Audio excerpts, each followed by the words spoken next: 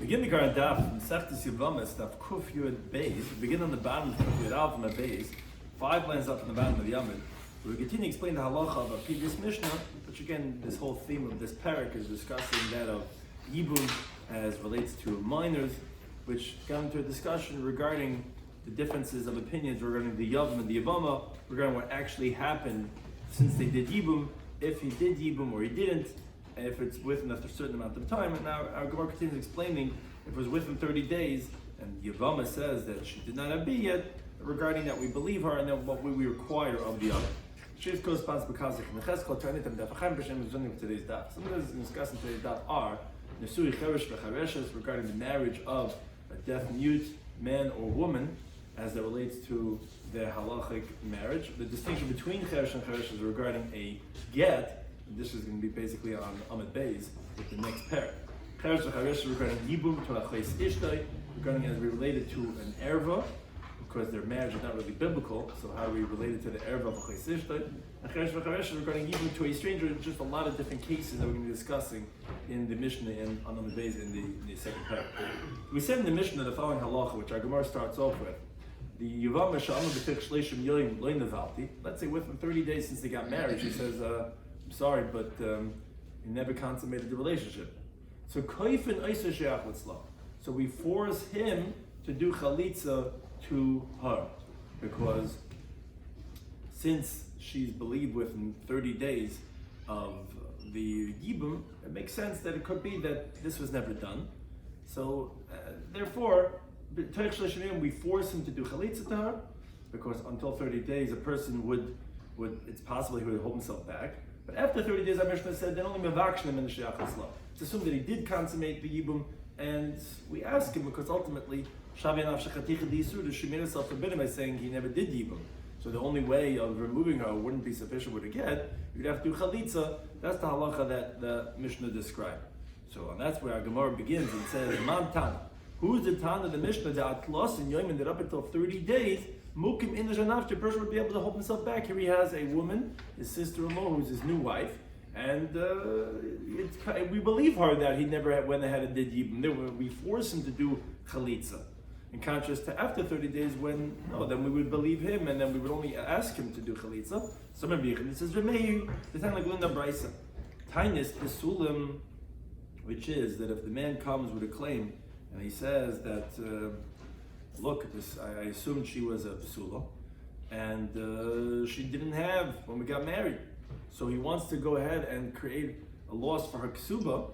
So kol shleishim yom, for all 30 days after they get married, he could make this claim that I only came to Bezin now. I know it's 2 weeks after we got married, but it's been the first time. And last night we found this out. He could do this for 30 days as the Rebbe Meir. Rabbi Yishim says no. Nistira, if he was secluded, then le'alta. He could only make the claim immediately. If he makes the claim at a later point in time, 2 weeks later, it's not believed, because most definitely he went and ready as soon as possible. They had the opportunity to add bia, and he found her having basulam, but he was quiet. Now he got upset, or he's angry, and he wants to find some type of way of getting rid of the ksuba. He says, "Oh, I didn't find basulim. That's too late." If they didn't seclude, okay, that even after many years he can go ahead, and if we know they're never together, she was in Australia and he was in England and they never got together, and then it's the first time, so fine, then you can make the claim. But one thing you see is that the halacha of the Mishnah is like a man who says that you can make the claim for 30 days, it's possible that you were married and you didn't consummate the relationship. Rabbi says, no, Philip Tamer Rabbi Yisi. You could even say that the Mishnah is like Rabbi Yisi. Why? I thought Rabbi Yisi says you only have an opportunity right away. Why would you say that it could even be like Rabbi Yisi? Oh, because Ad can come Rabbi Yisi husband. What does Rabbi Yisi say over there that it's only immediate that you can make the claim as El Bedo Sasai? Is by the woman he was engaged to, the Gispa, they're very friendly. And they're very comfortable, they're already dated, and they're ready to engage, and then they get married. So then it doesn't make sense that 3 weeks later they didn't consummate the relationship. You can't go ahead and time Basula. But his brother's wife, sister-in-law, is very awkward.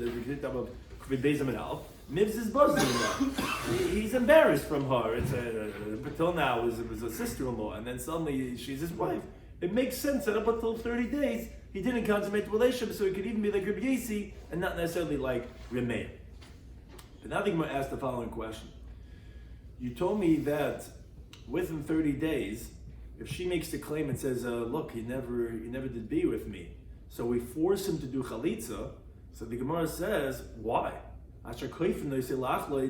Instead of forcing him to do chalitza, why didn't you force him to do yibum? We believe her that he never consummated, so go ahead, do yibum.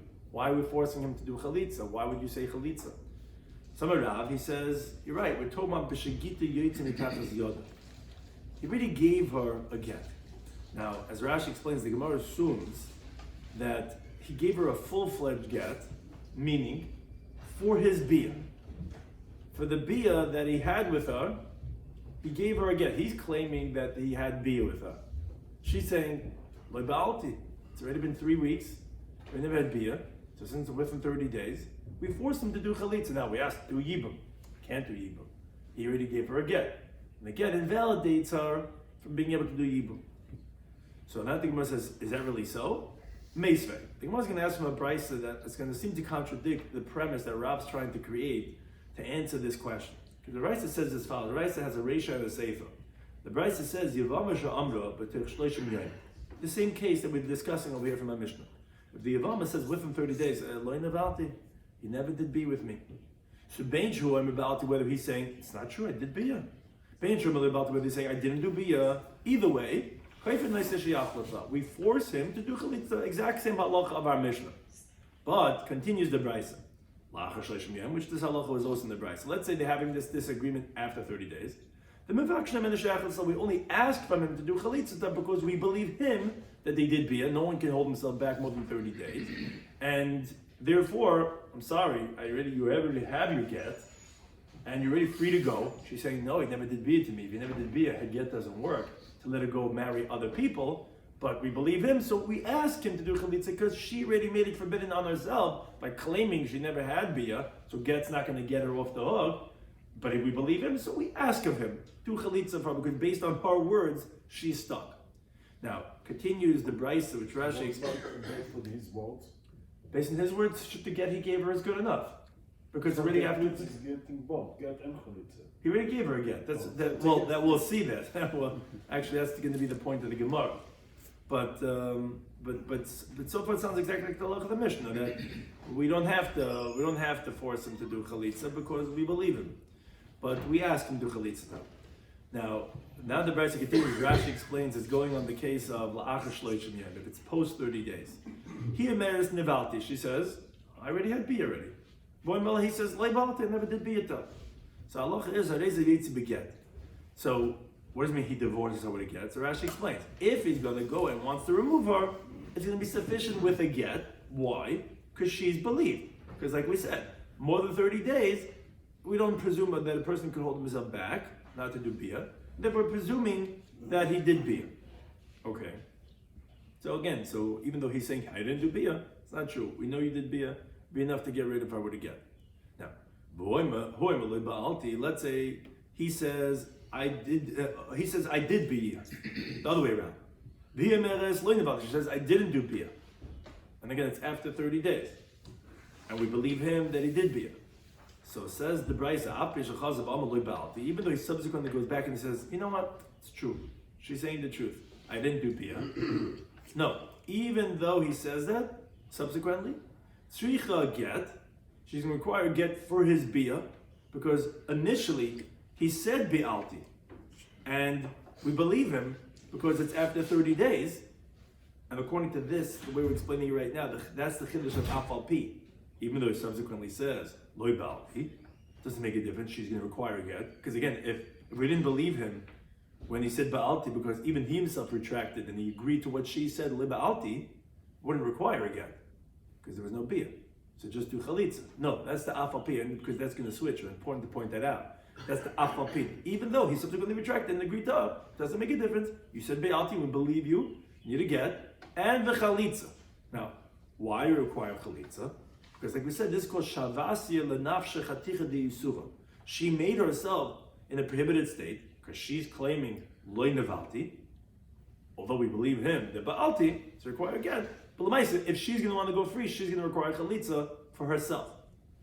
Now, from the fact that you're saying here in the Seifa tzricha get v'chalitza, the inference must be that the Bryce's case is talking about that there is no get. Because if there was a get here already, if these stories were all talking about that he gave her a get, and that was the premise, and then the disagreeing was there be, was it not, then you wouldn't say tzricha get. There already was a get. So obviously there's no get. So go back to the Reisha. Then why does the Reisha say koifen lachloitz? Which Rav answered the question that he said, well, you can't say koifen liyabas. You already gave a get. That's not true. Look at the Sefer. There's no get. Because then you wouldn't have to say tzricha get v'chalitza. So there's no get. So back to the question. Why didn't you say nechfin liyibum? Why didn't you say force him to do yibum? So Amar Abami, he says the truth is that we're talking about where she has a get, like the way Rav explained. So how do you understand the Sefer? Because the word, what it means to say is tzricha chalitza im gita. When we say she needs a get v'chalitza, it doesn't mean you have to give a new get. She already has a get, but with the get that she has, she requires a chalitza with that. So that makes sense. That's the case of the ratio where there was a get. The Sefer is also talking about whether the get, but you have to add a chalitza with that. Now that Rashi explains, based on that, the word afapi is slightly different. Therefore, when it says afapi, when we said afapi shalchazav amalei ba'alti, it's going on the mevakshem. What does it mean, the mevakshem? What do we see mevakshem over here? Meaning, even though he subsequently goes and he switches and he says, he agrees to what she's saying and he says, Loi Ba'alti, where you could say that you would force him to do chalitza, he himself agrees that he didn't do biyah. That's the afalpi. Even so, that he himself retracts, you don't force him. She needs chalitza. The words are that tzricha, she needs it. And if he doesn't want to do chalitza, we don't force him. Because we rely on his first words that he did biyah, because after 30 days. So you notice the switch in the afalpi. What is the afalpi on? That's important, that nuance that Rashi pointing out, that based on that interpretation, the afalpi switches not so much on the afalpi that you would need to get, but the afalpi is actually that she needs it, but that you wouldn't force him because you believe his first statement. That's it.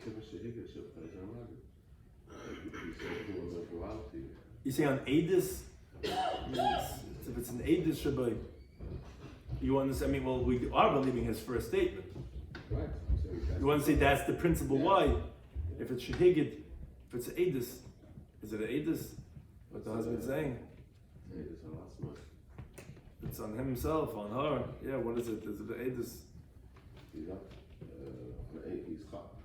I'm saying, you want to know why I'm saying. Well, maybe he is, because he's answering himself to his new wife's relatives.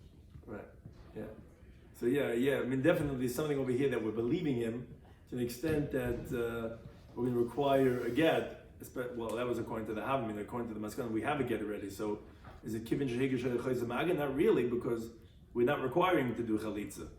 So the truth is, we are believing his initial statement. We're just saying that she needs chalitza. At least towards the end. Maybe that's why it's the get. That's why she needs it. No, but I'm saying according to the Maskana, we're explaining he already gave the get. He's explaining it like Rav, and we're just saying that she needs a chalitza with the get. Because of her statement. Right, but that's called Shavya Nafshe Chaticha D'Yisura. She always said Loi Navalti. So she needs anyways, right. And he doesn't have to give it, because he actually believe his first statement. Even though he subsequently retracted, we don't believe the second statement. We believe the first statement. So the Shaila is why? Is that considered because he's saying Kim Chehigit, Shabin Chazamagit? Or we presume, Anan Sahadi, that it's after 30 days that they had biyah already. And the first statement that he said confirms that. Now that he's retracting, it doesn't make a difference. And he gave a get already. If he gave a get already. So it shows that how you want to retract it after you gave the get. The get was for the biyah. Right. He's claiming biyah, right? Right, so he's saying that will affirm also the fact, could be. Because actually the second pshat the Gemara gives now is actually related to that giving of the get. Yeah, or it could be for something else, it's the second pshat of the Gemara. Rav Ashi, he actually says a different pshat. He says a little bit more complex. He says, he just basically deconstructs the riot. We had asked the question. It's just how to explain it. that there was a halacha in the Mishnah that we found in the Brisa, and we said that from the Sefer of the Brisa, you see that the way Rav answered the case of the Mishnah was incorrect. Because you saw from the Sefer of the Brisa that you're giving a get now, so how can you say that there was a get already? So the Rav Ashi is coming to basically do it like the Beis Halevi says about Reb Chaim. Beis Halevi says, I would give an answer. Reb Chaim would just show you the question, not a question. The Rav Ashi is telling you the question is not a question from the Sefer. Because, yes, the Bryce is saying tzrichi get. It's not like the first answer said that, we mean with the get that you gave, you need chalitza. No, we're saying that you need another get. Besides the first get. What does that mean? You already gave a get. Why do you need another get? Because Hassam over there, when Rav was explaining in the Reisha of the Bryce, which is the same halacha of the Mishnah, that was a get l'zikasai. That was talking about that they never had bia yet. And he gave her a get for the zika. As you recall from this whole Masechta, that rabbinically there's a halacha of a get that you could give for the zika, and therefore she becomes pasal to him, and therefore we cannot force him to do yibum because it's not possible because the get was already given. But once he said ba'alti, he needs a get for his bia because there's a bia acher get. Not for the get wasn't for the bia. This is what Rashi was bavarning all the way on the top line of this Amid. Because so kedaitach get goma lebiyasihu, and like what you look at Rashi, like what do you mean? Of course, get is for the bia. What are you talking about? Because the way this Rav Ashi is answering, he says there's two steps over here. There was the zika, and he gave her get for the zika. Then he had bia, and this bia we know achar get. We never say yeshmai machamayim or the whole thing. There is bia achar get. So hach over here in the Brisa is get lebiyasai. Is a get for the bia. And Rashi explains now it's logical when we said in the Brisa afal pi. You know what afal pi means? Even though shechazav amma, even though he subsequently went and says loy ba'alti, and you could say that he should not require a get, but rather only require chalitza. Even so, you require a get. Why require a get? For the bia that you're saying that you had after the get of the zika. So yes, it's correct. Rav had said, you cannot force him to do yibum because there was already get given. That invalidates him from yibum. So therefore you have to give chalitza. At the same time, the Sefer of the Bryce is saying, even though there was a get already given, when he says ba'alti, he has to go ahead and give a get for the bia. That original get was a get for the zika. So it doesn't contradict. It was already a get. And that was the case of the Reisha. The case of the Sefer requires another get for his bia that's achar, the get. So therefore, again, you can't do, that explains the halacha of the Reisha. There was a get, like Rav said, you cannot force him to do yibum because you can't do yibum once there was already a get. At the same time, you could require another get if after the get that you gave, you did bia. Because you said ba'alti. For that ba'alti, we require, again, it's not the get after the bia. We were all thinking, he's claiming he did bia and he already gave a get for that. And if that's the case, why would the Sefer say that he has to give a get? First get dissolves the marriage or anything? No, because when there's a zika, if he didn't have bia yet and he gave her a get, so get just says that you can't, rabbinically, that makes it problematic that you can't do yibum anymore. But she still has a zika, doesn't fully remove the zika bond.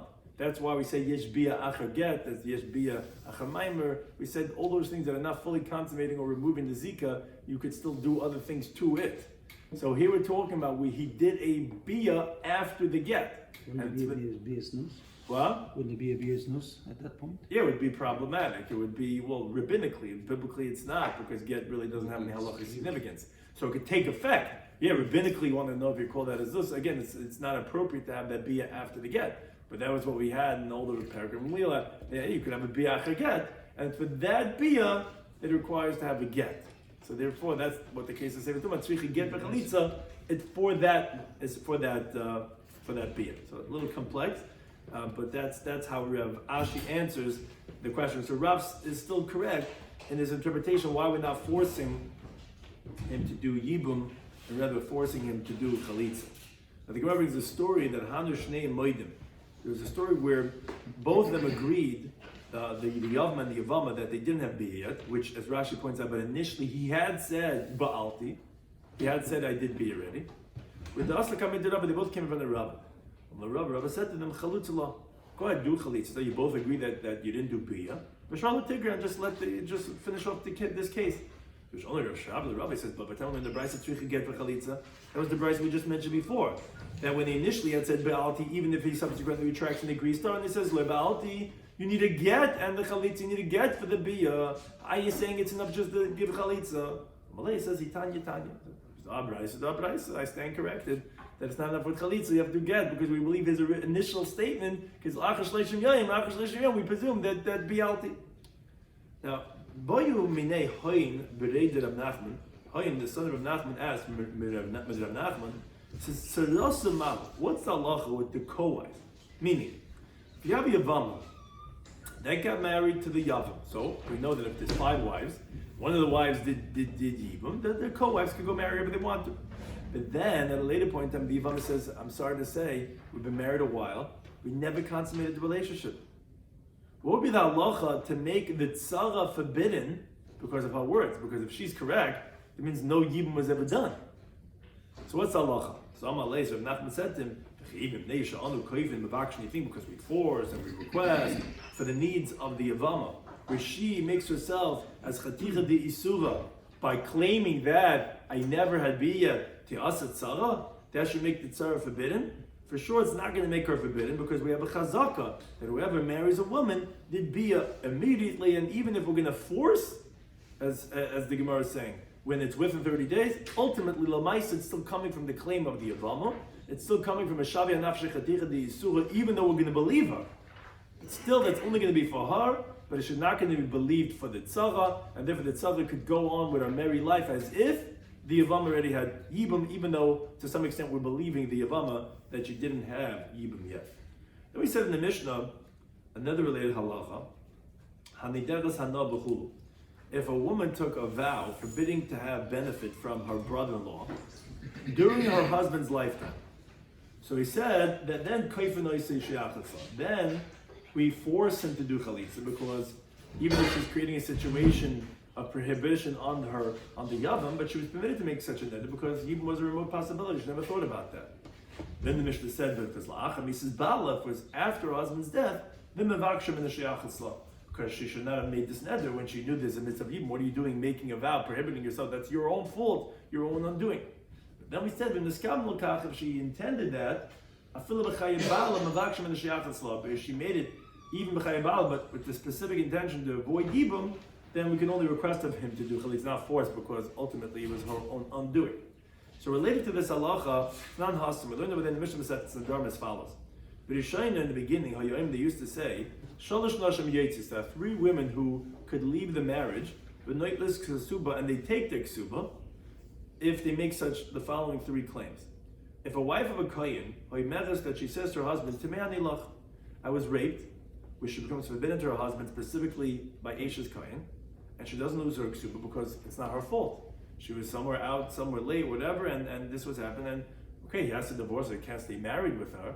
She's claiming to get nentzes asur labala, but she gets a ksuba because it's not her own fault. Let's say she says, Hashemayim beini l'beincha. Heaven is between me and you, which Rashi explains that to mean it's well known in front of Hashem that you don't have relations with me the normal way of people are. But there's no one to testify, obviously, when it's such an intimate situation. Tosh doesn't like that. Tosh says in the Gemara and the Dharma actually sounds like that it means that he's not Yeruk Echetz. Which means to say that he cannot father a child because he doesn't shoot like an arrow. So either way, it's something very intimate that no one's going to know. And she's saying, heaven knows that you're not intimate with me like a regular person. And the third thing, if she says, Netul anim and Yehudim, if let's say she takes a vow that I will not have beer with any Jew. So for the fact that she's making herself forbidden on every single man, obviously that intimacy is very hard for her, and it's something that's beyond her control. So therefore, she's going to collect her ksuba because again, all these 3 things that make her problematic for her husband, but it's things that are beyond her control, and therefore she can get a ksuba. They subsequently went to say, no, we don't want that a woman really is putting her eyes on some other man, and she's going to go very, very far away where they don't recognize her and her vow. She's going to get married to that man. She's going to make a ruin for her husband. She's going to have to take her and run and take these new monies and start a new life. And we don't know.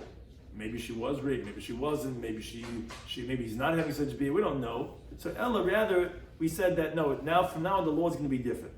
Like a woman says, "I'm telling you, I was raped." She has to bring proof to her words. She has to bring some type of identification for this. If not, so she has no rights to make herself forbidden on her husband. Let's say when she says that heaven's between me and you, that Hashem knows that you're not intimate with me in the regular way. They should make as a way of request to the husband to treat her in an appropriate way regarding intimacy. Netulam and Yehudim, when she says, I'm not going to have any intimacy with any Jewish man. So Yafar Chelka, what he does is he nullifies his portion in her vow, because the husband can nullify the vow. So her vow prohibiting intimacy, she's going celibate, that he nullifies his portion, and she has be with him, and let her taka be prohibited for intimacy with any other man. Now, the following question regarding that last case, which relates back to the halacha of Mishnah, Tulam and the Yehudim, when she says, I'm going to prohibit myself from intimacy from any Jew, le'yavam mahu. What's halacha to the yavam? Is she forbidden to the yavam because of the vow that she took in her husband's lifetime or not? So the Gemara explains as follows, very interesting. Mi maska adaita, did she entertain to think that Mayas Bala, that her husband's going to die without any children? Enough like Kama Yavma, she's going to fall in front of the Yavam.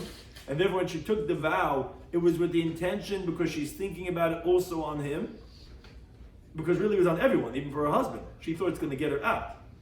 So when the husband does the Hafaras Nadarim, which we said is only for his portion, and not for the Yavam, now the Yavam also, when he gets married to her with Yibum, because his brother died without any children, he cannot be made for, because even a husband cannot be made for B'kaidmim.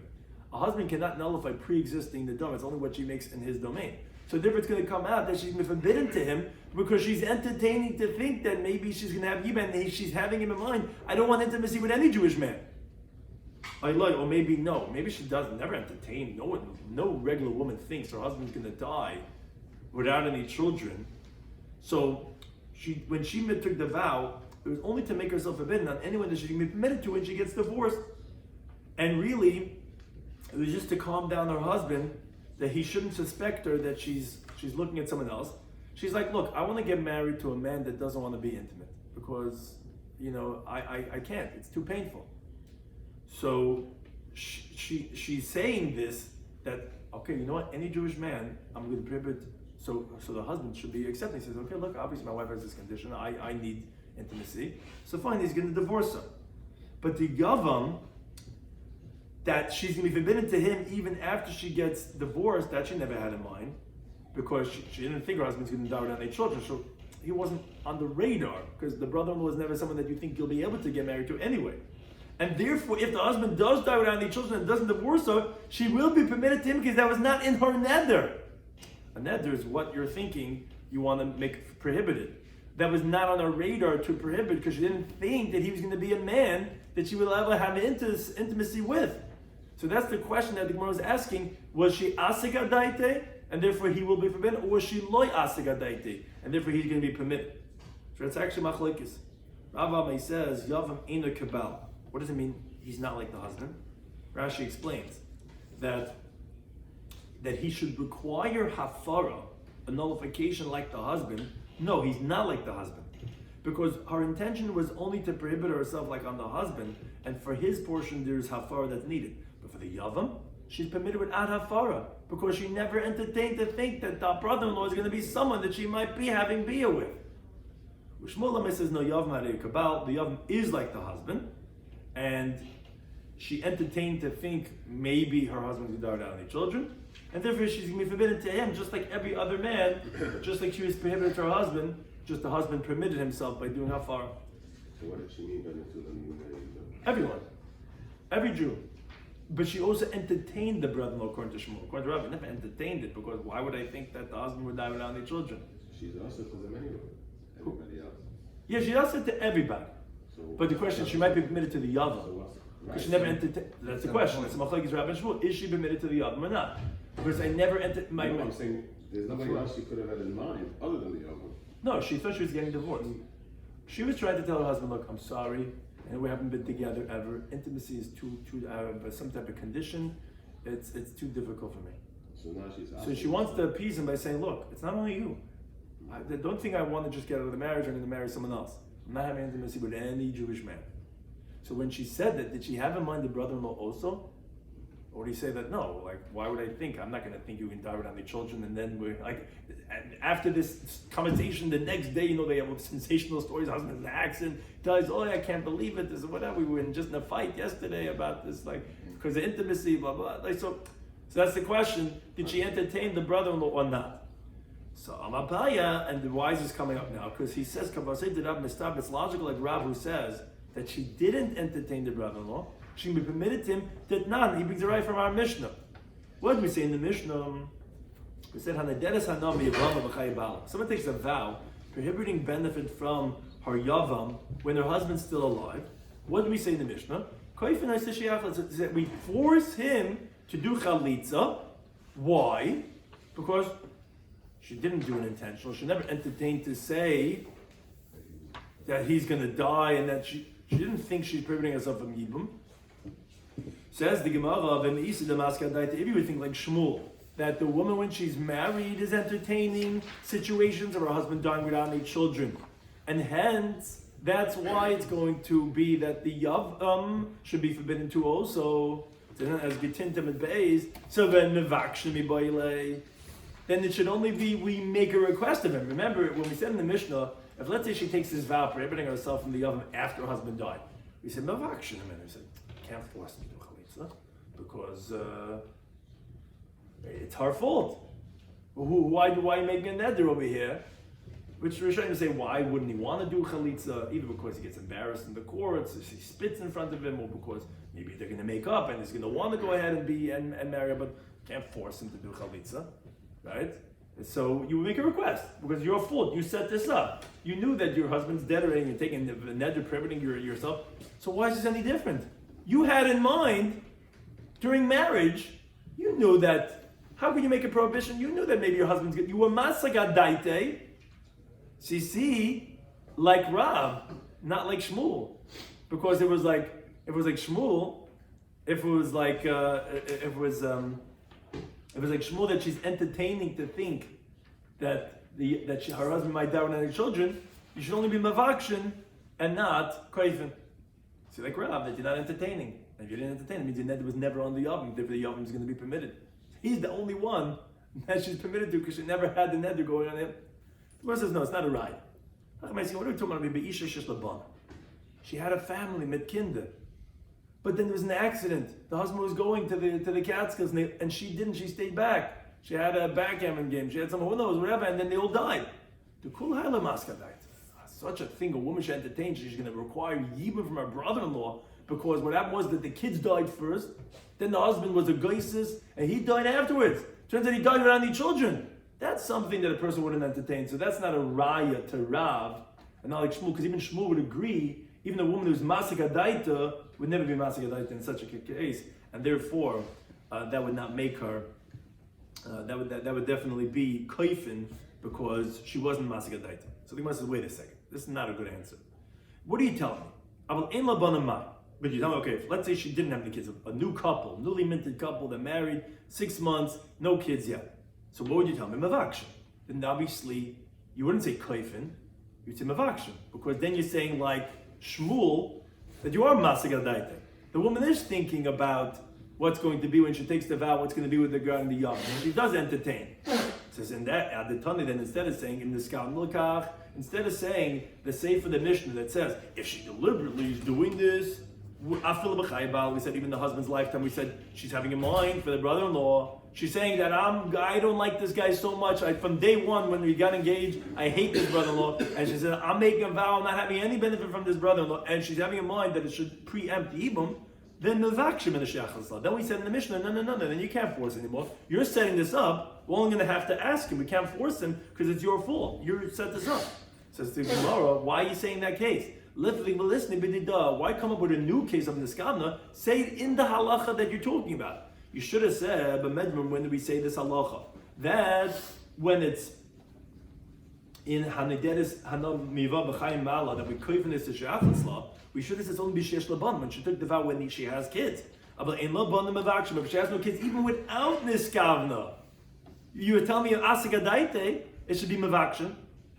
Yevamos says you're right. Rather, you obviously could infer from this brayso and loishna yesh labanim. It doesn't make a difference if there's children. Loishna in labanim doesn't make a difference if there's no children. The halacha is like we said in the Mishnah, koifa noisa we force him, which is kirav, because she does not entertain that her husband can marry any children, even if she does not have any children yet. Shema mina, that obviously that she doesn't entertain to think about the yavam regarding intimacy.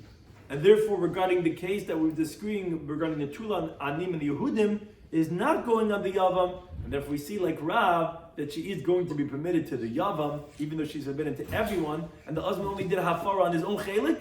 For the Yavam, she's actually going to be permitted because she was lo yasagadaita. You have a prior from our Mishnah for that case that they were disagreeing about, because you see that you say kaifin in all cases, even if yesh labanim ein labanim, because if you held that there was ein labanim would be different, you wouldn't say niskam lakav.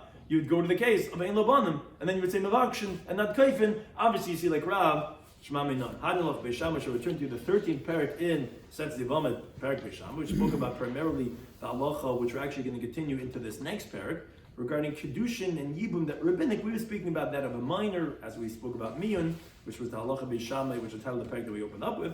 And that we begin the 14th parak in Masechet Yevamos, the penultimate. I believe so. The last, second to the last.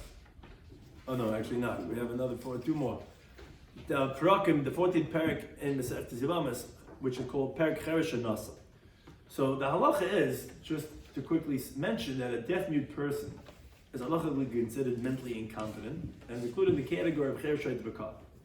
As the Gemara will actually explain, so they don't have Nesum in their Raisa. We'll explain, but they do have a Nesum in the Rabbanan. There's a rabbinic marriage that the Chachamim made for the Cheresh to allow her to get married. So you have to keep that in mind when we're discussing these cases of the Mishnah, which we have many, many cases that we're going to be discussing, that this marriage of a deaf mute is only rabbinic. Says the Mishnah, Cheresh shenasa pikachas. If a deaf mute marries a mentally sane woman, upikeach shenasa chereshes, and a mentally sane man that marries a deaf mute. So one of them essentially is deaf mute. Says the Mishnah, if he wants to divorce her, he could divorce her. And if he wants to stay married to her, you can stay married to her, which Taisa points out that obviously you could stay married. It's just because we want to say that you could be maitzi, so we mentioned Yikayim. But that's what the Mishnah comes to explain right now, and says what's the reason?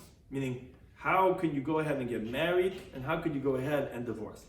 Says the Mishnah, just like he gets married with just body language because he's a chedesh, he can't talk, so he does sign language. So too, he could divorce her with body language. So we're saying that just like the marriage, so to the divorce.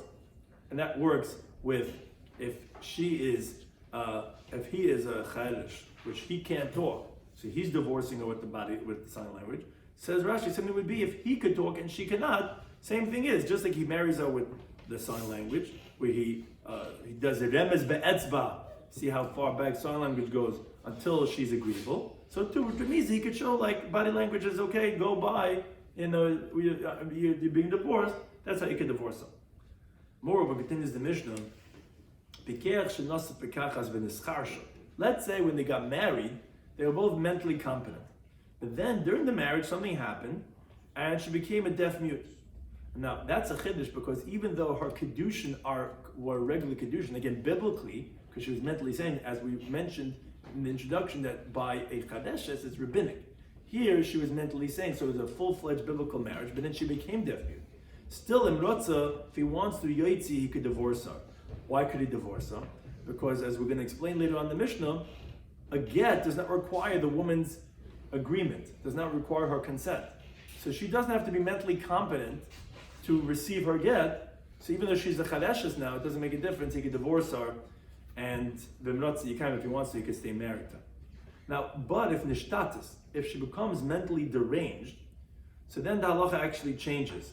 Then lo yoitzi, then they cannot divorce her, which the Gemara is going to explain because It's a rabbinic takana, because if she mentally deranged and he divorces her, so people are just going to be treating her in a hefker way, which we don't want people to treat a woman like that. So therefore, he's not allowed to go ahead and divorce her if she becomes mentally deranged. Now, moreover, however, different of halacha is nischara shuay nishtata. Let's say he becomes a deaf mute, or he becomes mentally deranged after the marriage. So since the kedushin was full-fledged, einoi metzia ilamas, he can never remove her forever again, because he, the husband, needs das, and he doesn't have das to divorce her, so he can never release her ever. Which Amar Rabbi Shloimy says, wait a second, why is the case? What's this discrepancy of the genders? Why if the woman becomes a deaf mute during the marriage, then he could remove her. But if the man becomes a deaf mute, he cannot divorce her. They said to him, look, you cannot compare a man who divorces to a woman who's getting divorced. Why? A woman goes out whether she's agreeable or not, it's not her choice. So we don't care for her mental competency. The man can only divorce if with his agreement, with his consent. And therefore, since he's a cheresh, it's not going to work anymore. The Mishnah continues, hey, Rabbi Yochanan ben Gudgud testified, which Tracy points out that the Rabbanan brought him to the Beis Medrash to bring a proof from what he's saying to say, aha, absolute kayitzaba. So his testimony is going to come in because they wanted to take what he said and take it one step further regarding the discussion that we're having. So he testified, al chadasha she'asi avia, regarding a deaf mute woman that her father married her off when she was a minor. The father, when he receives the kedushin for his daughter, we don't need her das, because it all goes based on the father. He received her kedushin, so that's a full-fledged kedushin, even though she's chadeshes, because it's not going with her, it's going to the father who has the rights when she's a minor. So he testified, shehi yetza beget, that even when she becomes an adult, which now the father has no more rights in her, still she can receive her get, even though again she's a chadeshes, and the chadeshes has no das. So they wanted to use his teaching to say, Amrulay, they said to him, Abzu. So this case of a mentally sane woman who became deaf mute during the marriage is kayitzama, is the same thing, which is the same thing. She was biblically married. Now when she's getting divorced, she's not mentally sane. Again, either because she became a chadeshes, which they want to bring a raya from his halacha, where she was always a chadeshes, but the father married her off. Either way, you could go ahead and divorce it with a get. Again, it was just a raya to the halacha. Now we're going to have many different cases regarding the halacha of yibum as it applies to the topic of this parak, which is called chedesh and nasa. Says the Mishnah, Beis Achan Chadashim, two deaf mute brothers, Nesuin lebeis achleis chadashes, are married to two deaf mute sisters. It's not so complex. It's just you have to help up a little bit because there's just many different cases. So they're married to two sisters that are deaf mutes. And really it doesn't make a difference when you think about it. Once the two brothers are deaf mutes, just to simplify the calculation in your head, all the marriages are going to be rabbinic because both brothers are cherish. So we don't care really what their wives are like either. So that's what the Mishnah is just giving many cases, but we're talking about specifically that they're sisters. That's the significance over here. They're sisters, and two brothers married two sisters. So again, it doesn't make a difference really what the sisters are, because the brothers are cherish anyway. So if they're married to two sisters that are charashas, or if the two sisters are mentally sane, it doesn't make a difference. Or let's say two sisters, achas chareshes or achas pekachas, one's deaf mute and one is fully sane. That's one. Or we say in the reverse. Or two sisters that are charashas. And again, therefore that's the main important. They're both deaf mute, so it's not going to make a difference how the husbands are. But the two sisters are charashas. And the suis l'shnei achas pekachas married to two brothers that are mentally sane. Or the Shnei Achan Chadashin, or two brothers that are deaf mute, or the Shnei Achan, or two brothers, Echad Chesh v'Echad Begech, one's deaf mute, one's mentally direct, or one's fully sane. Doesn't make a difference. These halachas, they're both going to be exempt from Yibum and Chalitza. Why? The reason is because since both of them are either the two sisters are Chadashim, or the two brothers are Chadashim, it doesn't make a difference. Their kedushin are the same, and comes out that the kedushin of his wife will remove the zika because it's a zika b'chais ishtai. They're anyways both rabbinic marriages. So therefore, since it's Achay's sister, it's his wife's sister, so that's going to release, and there's no Yibum, no Chalitza. Okay, that was one case of when they were sisters. But V'mhoyu Nachriyos, if they were unrelated, these two women, so Yichnaisu, So they do yibum. Why even do yibum? Whether the two women are chadashas or whether the two men were chadashas, halacha is you cannot do chalitza with a chedesh and a chedeshes because they can't say va'amra, they can't say what they have to say because they're mute. So you have to, the only way out of this yibum situation is, and again there's no chaysisha because these women are unrelated, to do yibum. If they want to go ahead and divorce, then you could do divorce with a get. Because that's the halacha we're saying in the Reish of the Mishnah. A get you could do with remiza, that could remove the marriage of his brother, meaning that removes his own marriage and the zika of his brother, because there was also a remiza. So that's how you would release. Now, continues the Mishnah, Shnei Achim, two brothers. Echad chedesh ve'echad b'keach, one's a deaf mute and one is fully sane. Now here it gets a little more complicated. That married to two sisters that are fully sane. Now, says the Mishnah, what happens if the deaf mute who's married to the fully sane, fully competent woman? So again, these are sisters, but the case is more complex because everyone is sane besides one of the brothers. So what does the Pekech Bal Bekachas do? Says the Mishnah very simple. It's his wife's, he has a biblical marriage to his wife. He is Pekach and his wife's Pekachas. His only his brother is a Cheresh. That's okay, whatever it is, it's a Chaysishtay, she'll just go out because of a Chaysishtay. But Meis Pekech Bal Bekachas, what happens if you have Pekech Bal Bekachas? He dies. So Mayasa Cheresh Bal Bekachas, what does the Cheresh who's married to the Bekachas, what does he do? So says the Mishnah, the halach is going to be Moitzi Ishtoi Beget. He's going to have to divorce his wife with a get. Why? The zika of her sister that's coming from a full-fledged kedushin of his brother, who both of them were saying is going to make it forbidden on him because his kedushin and his wife is only rabbinic. So it's not strong enough to reject his brother's wife, which is a chaysishtoi. So he's forbidden to his wife as a chaysik kukasai. Because his brother's wife is biblical, his wife is only rabbinic because he's a chedesh. So he has to divorce his wife with a get. The Eishes Achim Asud Al-Olam. His brother's wife is going to be forbidden forever. Why? Because a chedesh, like we said, cannot do chalitza. To do yibum is not possible because achayis ishtoi. So it's forbidden forever because you can't do yibum or chalitza. Says in the Mishnah another case. Shnei Achim Pikrin. You have two brothers that are fully competent. Nesuin l'shtei achayis, married to two sisters. Achas chadeshes v'achas pekachas. So again, here the brothers are both fully sane. They're married to two sisters, but again, one of the people, in this case, one of the wives, are deaf mute. So it's very similar. Meis pekech bal chadeshes, if the fully sane man who was married to the chadeshes dies, mayasa pekech bal pekachas, the brother who's sane, who's married to the sister who's sane. What happened? Okay, that takes him a that's a biblical marriage. Of course, that releases their rabbinic marriage that's falling for him. But the other way around, Meis Pekech Bal Bekachas. What happens if the Pekech Bal Bekachas dies? Mayasa Pekech Bal Chadesha. What happens now with the fully sane brother, but his wife was the deaf mute? What does he do now with the zika of his sister-in-law? Okay, Moitze Sishta Beget.